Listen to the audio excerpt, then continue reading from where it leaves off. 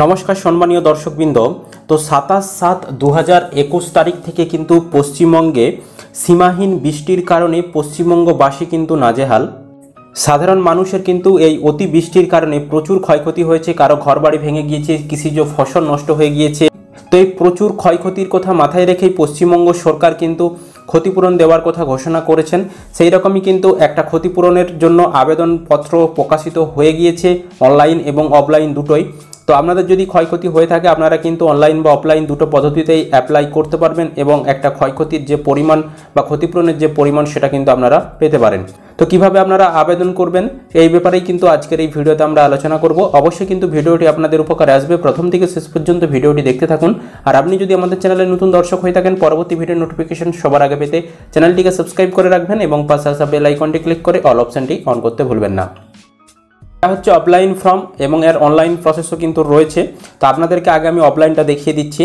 তো এখানে লেখা রয়েছে প্রতি মাননীয় জেলাশাসক মহাশয়া পশ্চিম মেদিনীপুর, এখানে তারিখ রয়েছে। আপনি যেই তারিখে আবেদন করবেন সেই তারিখটা এখানে লিখে দিবেন। আর এখানে জেলা পশ্চিম মেদিনীপুর রয়েছে, আপনাদের ক্ষেত্রে এখানে জেলা আলাদা থাকতে পারে।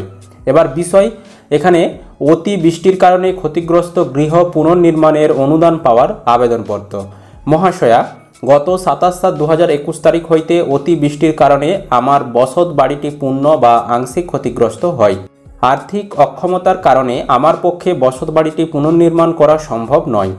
এমতো অবস্থায় আমার বিনীত নিবেদন, বসত বাড়িটি পুনর্নির্মাণের জন্য আমাকে সরকারি অনুদান দেওয়া হোক। ইতি, এখানে আপনার নামটা লিখে দিবেন যিনি আবেদন করবেন। আমার আবেদনপত্র মোবাইল নাম্বার এখানে লিখে দিবেন।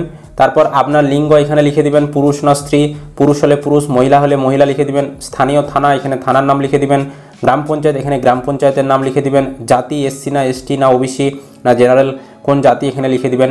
তারপর এখানে বলেছে পরিচয়পত্রের ভোটার না আধার, তো আপনি কোন পরিচয়পত্রটা দিতে চাইছেন, ভোটার বা আধারের মধ্যে যে কোনো একটা দিতে পারেন। তো ভোটার দিলে ভোটার, আধার দিলে আধার এখানে লিখে দিবেন।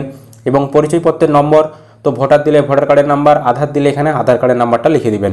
তারপর এখানে আপনার নাম ব্যাংকের পাসবই অনুসারে, তো ব্যাংকের পাসবইয়ে যে নামটা রয়েছে সেই নামটাই কিন্তু এখানে লিখতে হবে। পিতা অথবা স্বামীর নাম লিখে দিবেন, আপনার ব্লক অথবা মিউনিসিপ্যালিটি যে কোনো একটা এখানে নাম আপনি লিখে দিবেন, গ্রামের নাম লিখে দিবেন, সংসদের নম্বর এখানে লিখে দিবেন। তারপর বলেছে বাড়ির সম্পূর্ণ ক্ষতিগ্রস্ত কিনা, হ্যাঁ হলে হ্যাঁ, নচেত না ঠিক চিহ্ন দিয়ে দিবেন বা এখানে পাশেও আপনারা লিখে দিতে পারেন। তারপর জব কার্ডের নাম্বার যদি থেকে থাকে এখানে লিখবেন, আর যদি না থেকে থাকে নাও লিখতে পারেন। এবার ব্যাঙ্ক অ্যাকাউন্ট নাম্বার, এখানে ব্যাঙ্ক অ্যাকাউন্টের নাম্বারটি সঠিকভাবে লিখে দিবেন। তারপর ব্যাংকের নাম কি, আপনার কোন ব্যাংকের অ্যাকাউন্ট সেই ব্যাংকের নামটা লিখে দিবেন। আইএফসি কোডটা এখানে লিখে দিবেন এবং ব্রাঞ্চের নামটা এখানে লিখে দিবেন। এই সমস্ত তথ্যগুলি আপনি আপনার ব্যাংকের প্রথম পাতার জেরক্সেই কিন্তু পেয়ে যাবেন বা প্রথম পাতাতেই কিন্তু আপনারা পেয়ে যাবেন। তারপর আপনি কি আগে নাম নথিভুক্ত করেছিলেন, তো আপনি কি এই প্রকল্পে বা এই ক্ষতিপূরণ পাওয়ার জন্য আগে নাম নথিভুক্ত করেছিলেন, হ্যাঁ হলে হ্যাঁ, নচেত না লিখে দিবেন। নথিভুক্ত করার তারিখ যদি করে থাকেন কত তারিখে করেছিলেন তারিখটা এখানে লিখে দিবেন।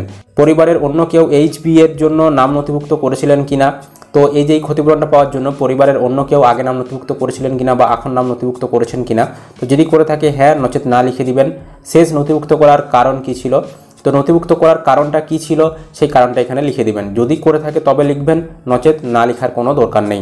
তারপর মোট নিজ জমির পরিমাণ, আপনার মোট কতটা জমি সেই জমির পরিমাণটা লিখে দিবেন এবং বাৎসরিক আয় কত সেই বছরে আয়টা আপনার এখানে অনুমানিক একটা লিখে দিবেন। আমি ঘোষণা করতেছি যে উপরে বর্ণিত তথ্যগুলি আমার জ্ঞানত সত্য এবং সত্যিই আমি অতি বৃষ্টির কারণে ত্রাণের অধীনে কোনো এইচবিএ অনুদান পাইনি। তো আপনি এটা স্বীকার করলেন। এবার এই যে আবেদনপত্রটি দেখতে পাচ্ছেন, এই আবেদনপত্রের সঙ্গে আপনি এখানে যে ডকুমেন্টসটি দিয়েছেন সেই ডকুমেন্টসের জেরক্স আপনাকে অবশ্যই দিতে হবে, ব্যাঙ্ক অ্যাকাউন্টের জেরক্স আপনাকে দিতে হবে। এবং এই যে আবেদনপত্র এবং সমস্ত ডকুমেন্টসগুলি আপনি আপনার লোকাল পঞ্চায়েত বা লোকাল বিডিও অফিসে কিন্তু জমা করে দিয়ে আসতে পারেন। আর আপনারা যদি এটি অনলাইনে অ্যাপ্লাই করতে চান সেটিও কিন্তু করতে পারবেন। তার জন্য এখানে আমি পশ্চিম মেদিনীপুরের অফিসিয়াল ওয়েবসাইটে চলে আসছি, পশ্চিমমেদিনীপুর.gov.in। তো এই অফিসিয়াল ওয়েবসাইটে আসার পর নিচের দিকে একটু আপনারা স্ক্রল করবেন, নিচের দিকে স্ক্রল করলে এখানেই দেখতে পাচ্ছেন apply online for HB grants. তো এই যে অ্যাপ্লাই অনলাইন এই অপশানটা আপনাকে ক্লিক করতে হবে এবং এখানে কিন্তু একটা ছোট্ট ফর্ম রয়েছে, এই ফর্মটা ফিল আপ করে দিলেই তারপর সাবমিট করে দিলেই কিন্তু আপনার আবেদনটা হয়ে যাবে। এখানে আপনার ব্যাঙ্ক অ্যাকাউন্টের নাম্বার দিতে হবে, আরেকবার ব্যাঙ্ক অ্যাকাউন্টের নাম্বারটা দিতে হবে, মোবাইল নাম্বারটা দিতে হবে, আইডি প্রুফ আপনি কি দিতে চাইছেন, এখানে আইডি প্রুফ অলরেডি রয়েছে, ভোটার না আধার। তো যেই আইডি প্রুফটা আপনি দিবেন সেটা সিলেক্ট করবেন। ধরুন আমি ভোটার কার্ডটা সিলেক্ট করলাম, এখানে ভোটার কার্ডের নাম্বারটা বসাবেন, বসানোর পর আপনাকে এখানে প্রসেসড বোতামে ক্লিক করতে হবে। তো যখনই আপনি প্রসেসড বোতামে ক্লিক করে দেবেন নিচে দেখবেন ওই ফর্মেরই বাকি অংশটা ওপেন হয়ে গেছে। এখানে এবার ইওর ইনফরমেশান দিতে হবে, আপনি উপরে যেটা দিয়েছেন ভোটার বা আধার, তো এবার আপনাকে সেই নাম্বারটা এখানে দিতে হবে, অর্থাৎ ভোটার বা আধার কার্ডের নাম্বারটা এখানে দিতে হবে। তারপর name as per bank passbook, অর্থাৎ ব্যাংকের পাসবইয়ে আপনার কী নাম রয়েছে সেই নামটা এখানে দিতে হবে। জেন্ডার এখান থেকে ক্লিক করে আপনি মেল না ফিমেল, আপনি যে জেন্ডার হবেন সেই জেন্ডারটা চয়েস করে নেবেন। তারপর ফাদার অথবা হাজব্যান্ডের নাম এখানে বসিয়ে দিবেন। পুলিশ স্টেশন এখানে ক্লিক করলেই পুলিশ স্টেশনের সমস্ত লিস্ট চলে আসবে, এখান থেকে আপনার পুলিশ স্টেশনের নামটা কিন্তু আপনি এখান থেকে চয়েস করে নেবেন। তারপর ব্লক অথবা মিউনিসিপ্যালিটি আপনার ক্ষেত্রে যেটি হবে সেটি চয়েস করবেন। তারপর গ্রাম পঞ্চায়েত অথবা ওয়ার্ড নাম্বারটা চয়েস করে নেবেন।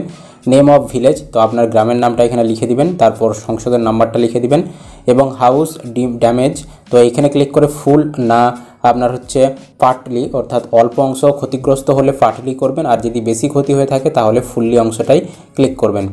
আরেকটা কথা, এখানে যেগুলো লাল রঙের স্টার চিহ্ন দেওয়া রয়েছে এই অংশগুলো কিন্তু আপনাকে অবশ্যই ফিল আপ করতে হবে, নচেত কিন্তু আপনার ফর্মটা সাবমিট করা যাবে না। এখানে এবার জব কার্ডের নাম্বার থাকলে জব কার্ডের নাম্বারটা বসিয়ে দিবেন এবং মান্থলি ইনকাম আপনার কত সেই মান্থলি ইনকামটা এখানে বসিয়ে দিবেন। এবার হাউস ইনফরমেশান, হাউসের আপনার বাড়ির ইনফরমেশান দিতে হবে।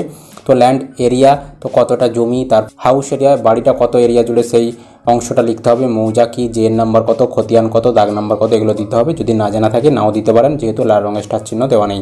তারপর এন্টার ব্যাঙ্ক ডিটেলস, এখানে আপনার ব্যাংকের ডিটেলস দিতে হবে। প্রথমে এখানে আইএফসি কোড দিয়ে দিবেন। তারপর নেম অফ দ্য ব্যাঙ্ক, আপনার ব্যাংকের নাম কি।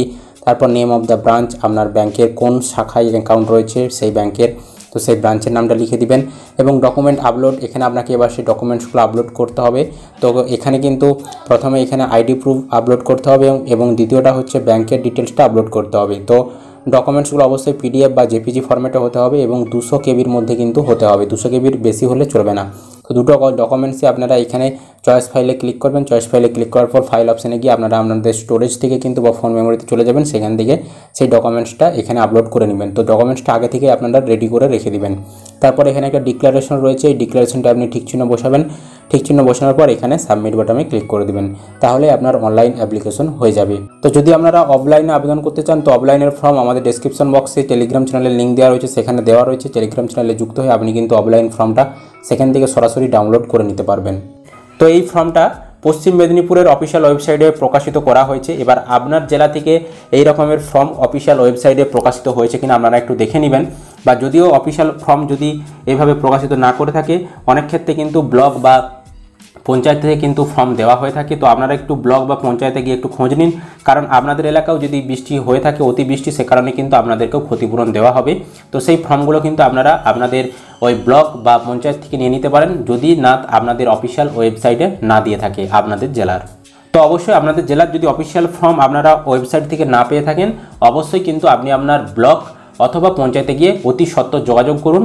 তো আশা করি আপনারা ভিডিওটা বুঝতে পেরেছেন। যদি ভিডিওটি ভালো লেগে থাকে অবশ্যই কিন্তু একটি লাইক করবেন এবং বেশি বেশি করে বন্ধুদেরকে ভিডিওটা শেয়ার করে তাদেরকেও কিন্তু ইনফরমেশন দেওয়ার চেষ্টা করবেন। এবং পরবর্তী ভিডিও নোটিফিকেশন সবার আগে পেতে চ্যানেলটিকে সাবস্ক্রাইব করে পাশে আসা বেল আইকনটি ক্লিক করে অল অপশানটি অন করতে ভুলবেন না।